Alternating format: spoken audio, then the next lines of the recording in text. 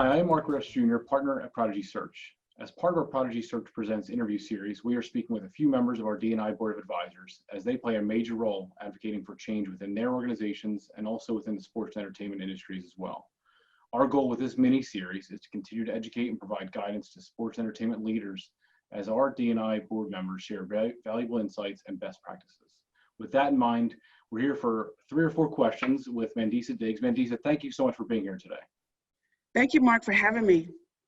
So you were most recently, I'm using that phrase intentionally, the senior DNI strategist for Facebook. Prior, you were the vice president of diversity and inclusion for Octagon, which we'll certainly talk about as well, given the sports and entertainment connection. And earlier worked in senior DNI roles for Cisco, Ford, and GE. So I said most recently at Facebook because I'd love to put you on the spot and have you tell us more about your newest role, very new. Yes. Thank you. Yes, this week, in fact, I just started as the global head of diversity and inclusion for Marvell Semiconductor.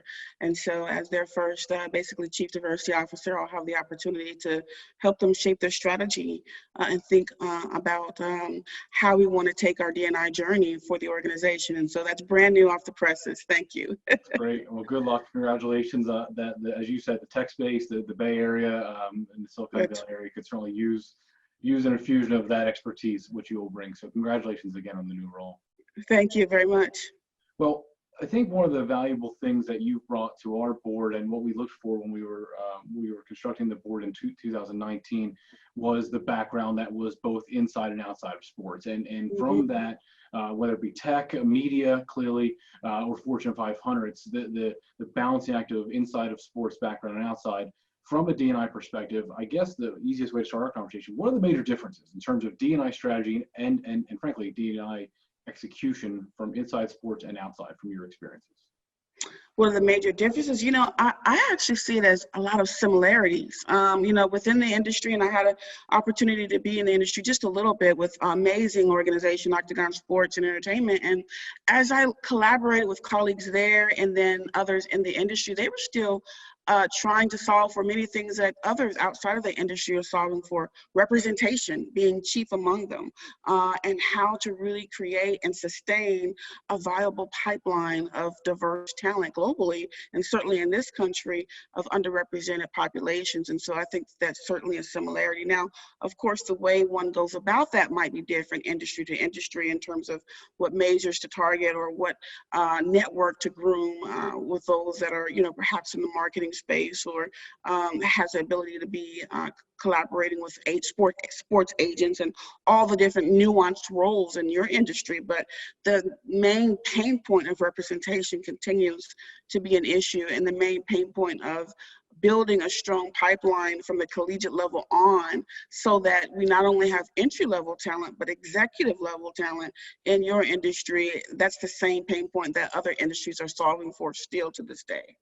It's interesting to hear about you talk about pipeline representation, right? And it does go from all levels, right? From entry level to executive, because it needs to start somewhere. And before you just saying, well, we're going to hire a VP or a C-level. I mean, we need to kind of build. The industry could do a much better job of building that. One of the things I heard, and again, it just ties into something you talked about. Do you find, in terms of especially the entry and mid-level, perhaps, it's about being really good at sourcing, right? And digging and going to the proper colleges and universities, going to certain, and you said yourself, networking groups. It's got to be the way you try to find out. You have to target. You actually have to go and find and seek. That's right. And it takes a little bit of work. Sometimes you hear the commentary around, well, the talent isn't there. The talent is there. But it's do you have the know-how and the knowledge of where to go, right? And be able to create relationships with so many awesome organizations that are out there. ColorCom is one, so many. Even collaborating with Prodigy, right, is another, because you've got such a wide network. Really being able to tap into that and expand beyond perhaps individuals that are in your comfort zone that you may have gone to school with yourself or worked with yourself. Once the net is widened a little bit, it's very surprising who you reach and find. And I've seen that personally happen. And so more of that type of intentionality around outreach and collaboration and network is needed to be able to get what organizations are trying to solve for. It's fascinating. and I wanted to move on to the next question, but something you said there struck a chord. We had interviewed and spoke with Natasha Russ from Legends, who's also on our board and whom you know, and she made a comment about that. I mean, the value of people like herself and the executive she's alongside at Legends is the network, right? They know a lot of people and they have a lot of relationships that have been built up over 10, 20 years in the industry. And there's good and the bad with that is what you just described, which is when we're trying to hire, bring new talent into the organization and promote, we're staying within that bubble, if you will, rather than looking outside of that. So glad to hear you say that, because I think that's a great point. The other thing I would throw in, is, in addition to kind of thinking differently to expand the network, is COVID really has forced us all to think differently, and just in terms of how we work and where we recruit and where we will require our new hires to work. A case in point, I accepted a role a while ago that required me to move from the East Coast to the Bay Area. And that's norm, that was standard. And now with COVID, it's like, hey, you may find great talent completely out of headquarters. And do they really physically have to be there? And a lot of organizations are taking stock and evaluating and saying, you know what, they don't. Wow, okay. And it allows you then to continue to recruit differently as well. So it's amazing. Great point. Yeah. One of the things, I think if people looked more into your background, and I know people are clearly aware of your story, but your academic credentials are focused on, and your career is also rooted in the notion of education and communication, right? Those two words and those two phrases, and frankly, your degrees come to mind when I look at, and your advanced degrees, education and communication are common themes. And I want to ask you about the importance of those two words, education and communication, when it comes to understanding DNI, but also taking action within the DNI space. Yeah, absolutely. I like to call myself a life learner. And I think those that really have a passion for improving diversity, equity, and inclusion in organizations would want to embrace learning for a lifetime, because there's so much that we can learn about each other, about yourself as well. And I take that very seriously in terms of, how am I showing up? How am I leading across difference?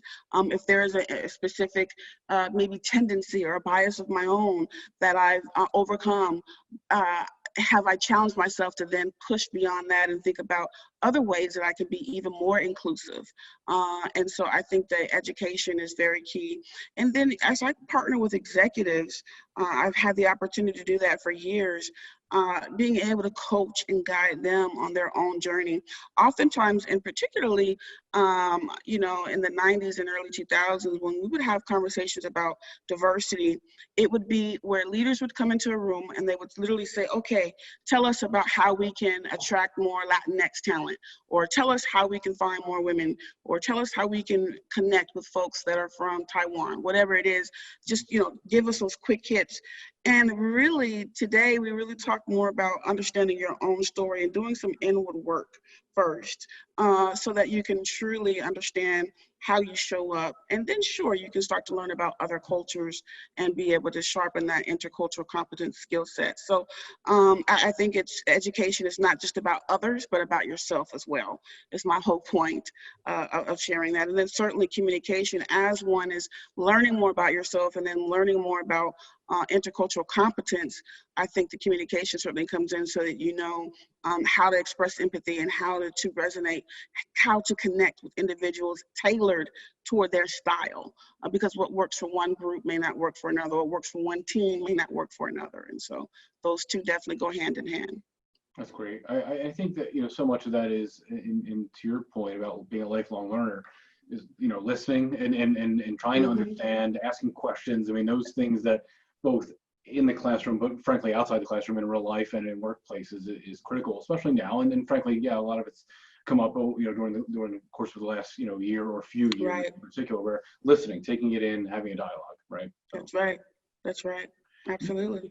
I hope, and I know people have seen it because I pay attention to things like this on social media, and you wrote an article, and I hope you don't mind bringing this up on and it appeared on LinkedIn. I know you wrote it on a different medium, which we can talk about how to find it, but it appeared on LinkedIn a few months ago, earlier this year, and it's titled "I'm Not Okay: A Grief-Stricken Confession from a DNI Professional." And I've read it. Members of my team here at Prodigy have read it. I know many others, based on the metrics that I've seen. Many have read it. It's about a 10-minute read, give or take. But it's very real, it's very raw, and I appreciate your openness, because a lot of it is much of it is very personal. About your family and yourself. And I would ask you if you wouldn't mind telling the audience what the premise of that piece was and and again, the main messages behind that piece. And again, I want them to obviously read it themselves, but again, I'd love for people to know more about that article that you wrote. Yeah, thanks for asking. This work, I think anyone that's in this work, you're in this work in service of the organization that you support. Most of us are in this work because we care. But oftentimes this is personal, right? And so that article came about because, in the U.S. we're in a time of kind of social justice unrest, kind of a racial justice reckoning. And it was right after the George Floyd murder that, was viral. Everyone was talking about it. And I sat and thought about how it was affecting me. And many people that, either sit in human resources or in diversity and inclusion, we have to address that in the workplace, because we have to think about how we support our employees and also how we support our leaders, who are making sure that they are equipped to talk about such uncomfortable topics at work. And should they talk about it at work, and how do they do that? And how do they show empathy and check in on their employees? So that's my day role. And as I was navigating through those very critical responsibilities, that's my duty, I was thinking about, boy, how is this affecting me personally, Mandisa Diggs personally? And it definitely did affect me deeply. And so I took pen to paper and just wrote my feelings about, the intersection between how this shows up at work and a DNI role, and also how this shows up and impacts me as a Black woman in America. So the result of that was my article. So I wasn't sure how it would be received, but I just felt like I needed to put it out there and purge and for my own kind of self-therapy, if you will. And it was surprisingly sparked a lot of conversation and well received. So I think the beauty of that as well is, especially as you're right, you see it on the news, you read something on social media, or you hear stories, and a lot of times they're from strangers. Mm-hmm. When you see something like that from you, and I shared it amongst our team, and I think our board members also took a look at it, and I know many others that you've worked with in various industries, sports and non-sports, Right. Colleagues you work with, bosses, I'm sure, is them saying, well, okay, you kind of touch and feel that, right? I mean, we know you, right? And you're somebody, you're not a stranger, you're not somebody we saw a news story flash across, or somebody posting something on Twitter. We know you, we've worked with you before. So hearing and reading, that's different, and it feels different, so. Absolutely. And I think stories are very compelling, to your point, because it's like you can hopefully put yourself in someone else's shoes. And I think, yes, it absolutely hits different when you're reading someone's story or hearing someone's story from someone that you work with, broke bread with, that you probably wouldn't have ever thought that they might be feeling this way. Absolutely. One of the things that I know, clearly your career in the DNI space goes back, right? I mean, since graduation, obviously going through getting your master's, you've been in this space. But I think, and we can talk about this, right? I think dating back maybe, the last couple of years, I mean, 2018, 2019, but specifically in 2020, there's been this push towards, and maybe more so in sports and entertainment. And I know it's happening outside of the space as well, but hirings and at the senior most level, right? These DNI leaders, whether it's the chief diversity officer or at the VP level and above, right? That they're creating, and in my opinion, albeit small, perhaps too small departments, right? I mean, sometimes they're a one-person department, so it's only a department. Other cases, it might be only a few people. But within sports entertainment, it's a new phenomenon. It's certainly a newer phenomenon. These positions are popping up.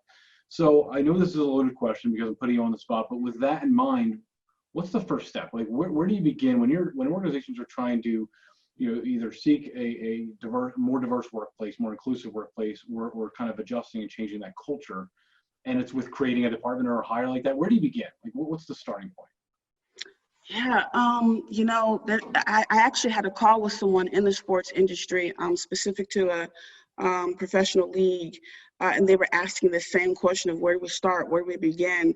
And really it's around what is the goal of the leader, the CEO or the general manager or the commissioner? What are we trying to take this organization? Where are the gaps? Are we clear? Or are we filling this role so that we have good PR?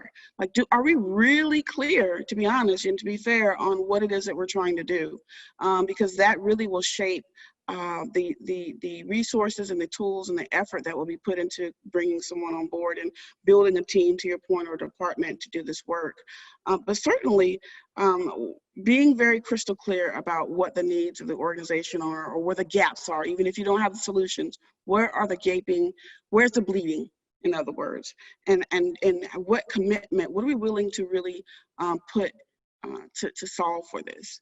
And then, yes, really making sure that when you go to fill the role, that this person is going to have support of the organization at the highest level, the best. And there's so much commentary on making sure that this person would report to the commissioner or would report to the senior most level, because the deeper in the organization this person sits, the less impactful they'll be, and the less involved they'll be with the overarching organization. We found, the research has shown, and anecdotal comments has shown that having a DNI team, having a DNI person kind of off to the side doing one-off work isn't going to make an impact.